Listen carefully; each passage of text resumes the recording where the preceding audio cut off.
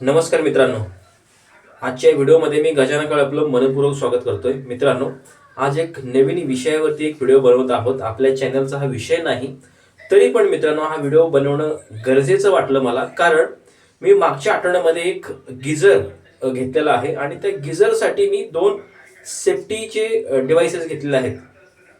त्या डिव्हाइसेस मित्रांनो फक्त गिझरसाठीच येणार नाहीत, तर ते आपल्या घरामध्ये ज्या काही इलेक्ट्रिक वस्तू आहेत, ज्याच्यापासून शॉक लागण्याची भीती असेल, त्या डिव्हाइस साठी किंवा त्या साधनासाठी आपल्याला वापरता येणार आहे.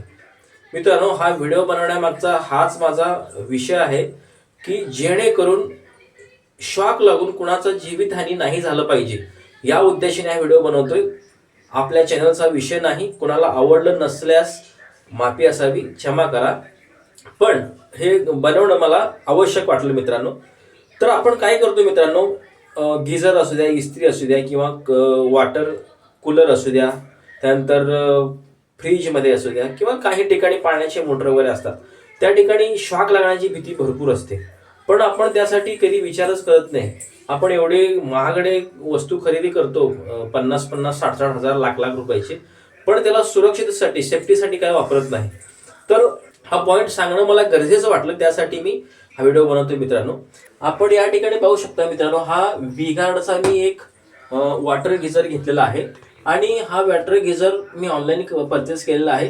या सर्व प्रोडक्टचे लिंक आपल्याला खाली डिस्क्रिप्शन मिळतील, त्या ठिकाणी जाऊन पण आपण हे खरेदी करू शकता मित्रांनो. भरपूर रिसर्च करून मी हे डिव्हाइसेस घेतलेले आहेत. त्यानंतर मित्रांनो, हा वॉटर कूलर घेतल्यानंतर मला लक्षात आलं, भविष्यात ह्यामध्ये जर काही बिघाड झाला आणि भविष्यामध्ये आपण अंघोळ करताना ह्या पाण्यातून जर करंट किंवा सप्लाय येऊन, जर नळामध्ये येऊन पाण्यात जर शॉक बसला, त्यामुळे कुणाचं जीवितहानी झालं तर किती महागडं पडतं मित्रांनो. या दृष्टिकोनातून मी हा डिव्हाइस घेताना, म्हणजेच हा जो वॉटर गिझर आहे घेताना, मी या ठिकाणी ह्याला शोधलं मित्रांनो. ऑनलाईन जाऊन मी भरपूर अभ्यास केला. त्यानंतर हा जो डिव्हाइस दिसतो आपल्याला, हे 2 दिसतात, हे काम काय करतात मित्रांनो, भविष्यात जर ह्यामध्ये काही बिघाड झाला आणि यातून खाली करंट आला पाण्यामध्ये, तर ते ह्याच्या खाली पाण्यामध्ये येऊ शकत नाही मित्रांनो. करंट इथेच हे बंद करतं सप्लाय, इथून ह्या नळापर्यंत खाली करंट येऊ देत नाही, जेणेकरून या ठिकाणी हे ब्लॉक होतो. आणि याला मी चेक केलेलं आहे बरं का मित्रांनो. आणल्यानंतर या ठिकाणी सप्लाय देऊन या ठिकाणी टेस्ट वगैरे लावून मी चेक केलेला आहे.